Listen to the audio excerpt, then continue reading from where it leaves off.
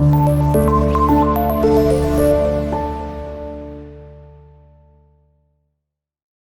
اللہ الرحمن الرحیم، السلام علیکم ورحمۃ اللہ وبرکاتہ۔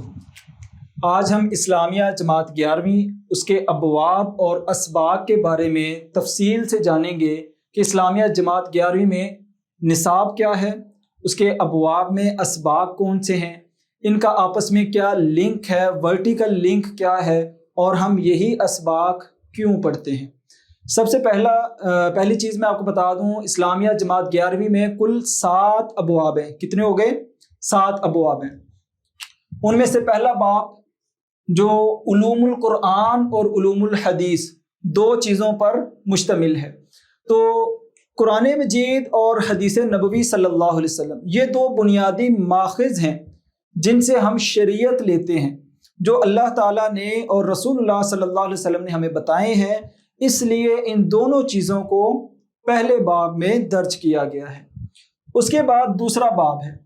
دوسرا باب 2 چیزوں پر مشتمل ہے، ایک ایمانیات، دوسرا عبادات۔ ایمانیات کسے کہتے ہیں؟ آپ کے عقائد کو، جو پوشیدہ چیزیں ہوتی ہیں، باطنی چیزیں، باطنی عقائد، اس میں توحید، رسالت، آخرت، ملائکہ، آسمانی کتابیں، تو یہ 5 چیزیں ٹوٹل بنتی ہیں جو آپ کی کتاب میں شامل ہیں۔ اس کے بعد آپ کا ایمان، تو یعنی کہ ہم نے دوسرا باب پڑھ کے ایمان تو درست کر لیا، آیا کہ اس ایمان کا اظہار بھی تو کرنا ہے۔ تو ایمانیات کا اظہار کس سے ہوتا ہے؟ عبادات سے ہوتا ہے۔ تو عبادات میں کیا ہے؟ سب سے پہلے نماز، روزہ، حج، زکوٰۃ۔ تو فلسفہ نماز ہم پڑھیں گے، فلسفہ زکوٰۃ و صدقات پڑھیں گے، فلسفہ صوم پڑھیں گے، فلسفہ حج و قربانی پڑھیں گے۔ تو ٹوٹل 4 چیزیں ہم پڑھیں گے عبادات میں اور 5 چیزیں پڑھیں گے ایمانیات میں۔ تو ہمارے 2 ابواب اس طرح مکمل ہوتے ہیں۔ پہلا باب علوم القرآن، دوسرا علوم الحدیث۔ تو یہاں پر ایک باب مکمل ہوتا ہے۔ دوسرے باب میں ایمانیات اور عبادات 2 پورشن ہے۔ ایمانیات میں ٹوٹل 5 چیزیں ہیں، توحید، رسالت، آخرت، ملائکہ، آسمانی کتابیں۔ اس کے بعد عبادات میں نماز، روزہ، حج، زکوٰۃ۔ تو یہ ٹوٹل 4 چیزیں، تو 9 چیزیں دوسرے باب میں شامل ہیں۔ تیسرا باب ہے سیرت نبوی صلی اللہ علیہ وسلم۔ تو سیرت نبوی میں ہم کیا کیا پڑھیں گے؟ نبی صلی اللہ علیہ وسلم بطور سپہ سالار، نبی صلی اللہ علیہ وسلم بطور کہہ لیں کہ سربراہ خاندان ہو گیا، اور اسی طرح نبی صلی اللہ علیہ وسلم بطور سربراہ ریاست کے ہو گئے، اور اسی طرح آپ صلی اللہ علیہ وسلم کی معاشی تعلیمات۔ تو سیرت میں ہم ٹوٹل 4 چیزیں پڑھیں گے۔ تو کتنی چیزیں ہو گئی سیرت میں؟ 4 اسباق ہم باب صوم میں پڑھیں گے، جو سیرت نبوی صلی اللہ علیہ وسلم کی روشنی میں ہوگا۔ اس کے بعد چوتھا چیپٹر ہے، چوتھا باب ہے اخلاق و آداب، یعنی کہ ہمارے رویے کیسے ہونے چاہیے، ہمارا کردار کیسا ہونا چاہیے، ہماری باطنی جو خصوصیات ہیں، صفات ہیں، وہ کون سی ہونی چاہیے۔ تو ہم اسلامیہ جماعت 11ویں میں کیا کیا پڑھیں گے؟ نمبر 1 احترام انسانیت، اجتماعی خیر خواہی، یعنی کہ اجتماعی خیر خواہی اور احترام انسانیت۔ دوسری چیز پڑھیں گے اخلاقی رذائل۔ اخلاقی رذائل میں تکبر، حسد وغیرہ، اور اس طرح کے جتنے رشوت ستانی اور کہہ لیں کہ تعصب وغیرہ جو برائیاں ہوں گی وہ اس میں پڑھیں گے۔ اس کے بعد معاشرتی تعلقات کے اخلاق و آداب۔ تو ٹوٹل 3 اسباق کہاں پر ہیں؟ باب چہارم میں ہیں۔ اس کے بعد باب پنجم۔ باب پنجم ہے حسن معاملات و معاشرت، یعنی کہ آپ کے معاشرے میں تعلقات کیسے ہوں گے، آپ لوگوں کے ساتھ ڈیل کیسے کریں گے۔ تو اس میں سب سے پہلا یعنی کہ حقوق العباد ہے۔ حقوق العباد میں والدین کے حقوق، اساتذہ کے حقوق، معاون عملہ کے حقوق اور زوجین کے حقوق۔ اسی طرح دوسرا سبق ہے وراثت پر مشتمل، اور تیسرا سبق نکاح اور طلاق پر ہے۔ تو ٹوٹل 3 اسباق ہم پڑھیں گے باب پنجم میں۔ باب ششم یعنی ہدایت کے سرچشمے اور مشاہیر اسلام، اس میں ٹوٹل ہم 3 پڑھیں گے، خلافت راشدہ نمبر 1، ائمہ اہل بیت اطہار نمبر 2، اور اسی طرح صوفیاء کرام نمبر 3۔ تو ٹوٹل 3 اسباق ہمارے ہو جائیں گے باب ششم میں۔ اور اسی طرح باب ہفتم کا نام کیا ہے؟ اسلامی تعلیمات اور عصر حاضر کے تقاضے۔ اس میں ہم 3 چیزیں پڑھیں گے۔ نمبر 1 قانون کی پاسداری، نمبر 2 نظام اسلام اور اسلام کی نشت ثانیہ، اسلام کی نشت ثانیہ کے بارے میں پڑھیں گے، اور تیسرا سبق ہے اسلاموفوبیا۔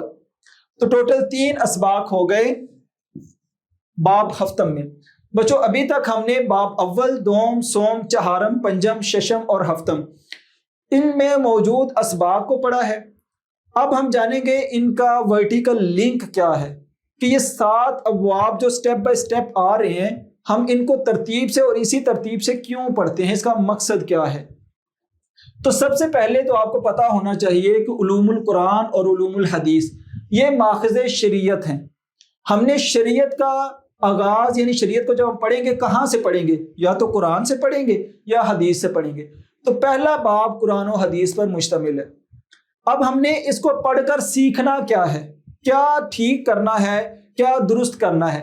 نمبر 1 ایمانیات، نمبر 2 عبادات۔ ایمانیات ہمارے عقائد ہو گئے، یعنی ہم نے باطنی جو عقائد ہوں گے، جو کیفیات ہوں گی، اللہ تعالیٰ کے بارے میں ہمارا کیا عقیدہ ہونا چاہیے، ملائکہ کے بارے میں، آسمانی کتابوں کے بارے میں، تو ہم نے عقائد کو کس سے سیکھنا ہے؟ قرآن و حدیث کی روشنی میں۔ اس کے بعد ہمارے جو عقائد ہیں اس کے برعکس جو ظاہری اعمال کیسے ہوں گے، نماز، روزہ، حج، زکوٰۃ۔ تو اس لیے دوسرا پورشن کیا ہے؟ ایمانیات کے بعد عبادات ہے۔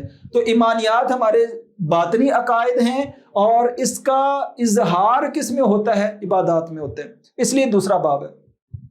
اب آیا کہ ہم نے دوسرے باب میں جو ایمانیات اور عبادات ہم نے قرآن و حدیث سے تو لے لیے، اب اس کو کرنا کیسے ہے؟ ٹھیک ہے، تو اس کو پرفارم کیسے کریں گے؟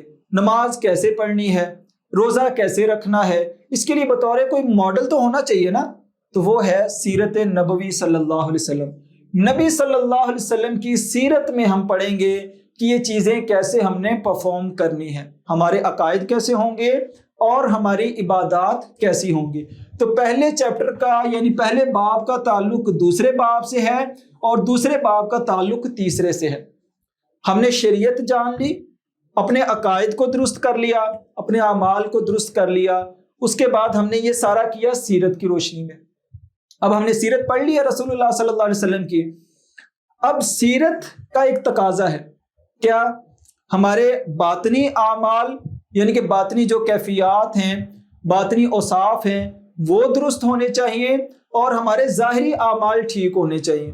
تو باطنی جو اعمال ہیں یا باطنی کیفیات ہیں اس میں اخلاق و آداب ہے کہ آپ کے دل میں حسد نہیں ہونا چاہیے، بغض نہیں ہونا چاہیے۔ باطنی جتنی بیماریاں ہیں وہ ہم نے سیرت کی روشنی میں اس کو دور کرنا ہے اور اپنے دل کو صاف کرنا ہے۔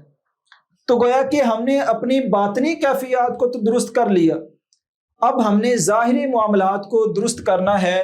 تو 5واں باب کس پر ہے؟ حسن معاملات و معاشرت، یعنی کہ انسان صرف اندر سے صاف ہونا، انسان کی ذات جو ہے وہ اس کا دل اندر سے صاف ہو اتنا کافی نہیں ہے، اس کے باہر کے معاملات جو لوگوں سے ہیں، اس کی ڈیلنگ جو ہے، اس کے معاشرے میں رہنے سہنے کے طریقے جو ہیں، اس کا اخلاق و کردار جو ہے وہ میٹر کرتا ہے۔ دونوں چیزیں ایک دوسرے کے ساتھ لازم اور ملزوم ہے، دل بھی صاف ہونا چاہیے اور ہمارا کردار بھی صاف ہونا چاہیے۔ تو 5واں باب حسن معاملات و معاشرت یہ ہے۔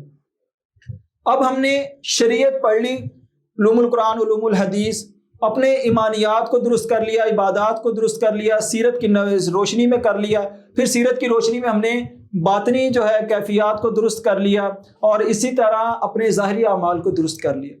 5 ابواب ہمارے اس پر ہو گئے۔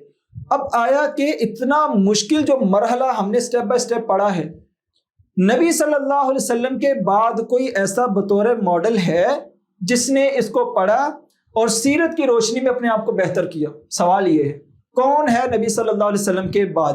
تو اس لیے 6واں جو باب ہے وہ ہدایت کے سرچشمے اور مشاہیر اسلام، یعنی کہ اسلامی تاریخ کے جو ہیروز ہیں، جو کہہ لیں کہ خلافت راشدہ کی روشنی میں ہیں، علماء کی روشنی میں ہیں، یا کہہ لیں کہ صوفیاء ہیں، تو جتنے لوگ ائمہ اہل بیت اطہار ہیں، इन लोगों ने शरीयत को पढ़ा, सीरत पर अमल किया और अपनी ज़ाहरी व बातनी कैफियत को दुरुस्त किया। हमारे पास बतौर मॉडल नबी सल्लल्लाहु अलैहि वसल्लम के अलावा जो शख्सियात हैं वो हम छठे चैप्टर में, छठे बाब में पढ़ते हैं। अब ये 6 बाब जो हैं अबवाब स्टेप बाय स्टेप, इनका तो ताल्लुक हमने पढ़ लिया। असरे हाजिर यानी इस्लामी तालीमात और असरे हाजिर, ये बाब ज़रा अलग है। इसका 6 के साथ क्या लिंक है, क्यों हमने इसको इस्लामियत की किताब में शामिल किया? ये इसलिए कि बच्चा जब इस्लामियत की किताब खोले, उसको ओपन करे, तो उसे ये ना लगे कि ये शरीयत मैं 1450 साल पहले की शरीयत पढ़ने जा रहा हूँ, लिहाजा आज के दौर की इसमें कोई तालीम नहीं है। इसमें वो बतौर शख्सियात जो मॉडल हैं वो सीरत है, ईमानियात है, इबादत हैं, 1450 साल पहली चीज़ें पढ़ूंगा, आज के दौर के मसाइल जो चल रहे हैं मेरी ज़िंदगी में उसकी कोई तालीम नहीं है।